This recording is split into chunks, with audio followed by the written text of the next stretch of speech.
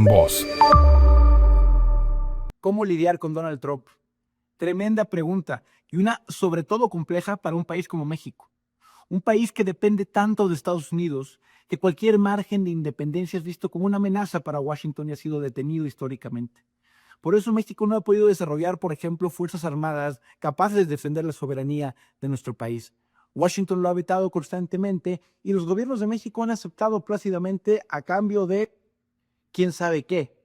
Algunas dádivas económicas, algunos acuerdos, pero también muchas veces una subordinación innecesaria.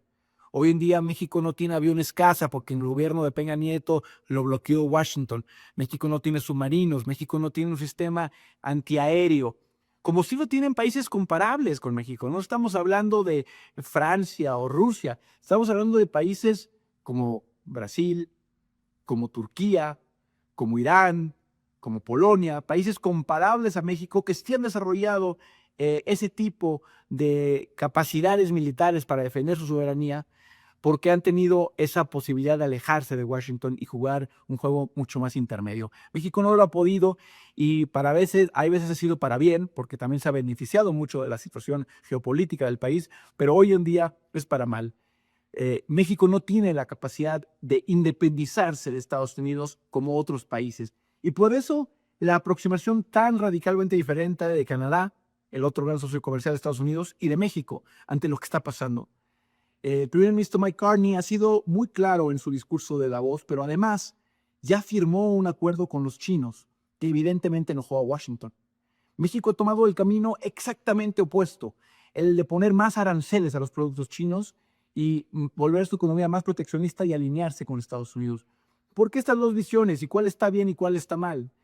Cada una está bien de acuerdo a su contexto. Canadá es un país que tiene unas capacidades económicas y militares que México no tiene. Es un miembro de la OTAN. Canadá ha estado presente en todos los consejos internacionales importantes, en el G20, en el G7, en la Organización de Naciones Unidas desde hace muchos años.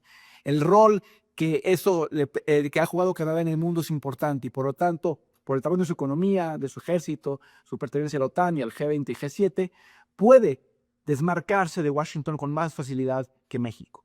¿Qué ha pasado con México durante los gobiernos llamados neoliberales?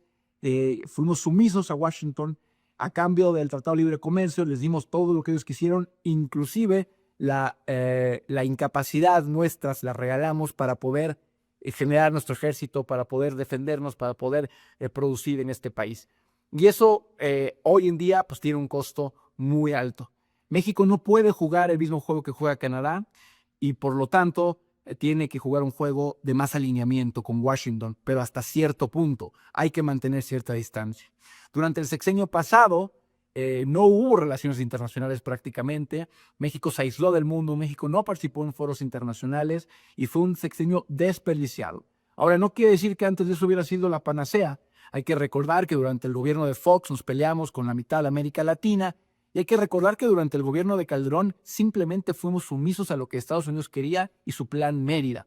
En el gobierno de Peña Nieto hicimos el ridículo internacional mostrando qué tan endeble era la política exterior mexicana que no logramos juntar los suficientes votos en la Organización de Estados Americanos para condenar en ese momento a Venezuela porque los estados del Caribe no votaron a favor de México.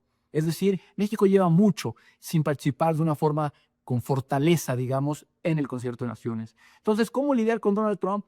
Pues hay que lidiar con un poco de tensión, hay veces sí, defendiendo ciertas causas, como la presidenta Sheinbaum aplaudió el discurso de Carney, el tema de Cuba, cómo se manejan ciertos temas, pero también aflojando en otros y dejando libertades que antes no se tenían. Por eso México está enviando presos, está enviando a capos de narcotráfico a Estados Unidos. Pero México tiene que nivelar esto muy claramente, porque si bien no puede someterse a todo lo que quiera Washington, tampoco puede caer en rigideces ideológicas sin sentido.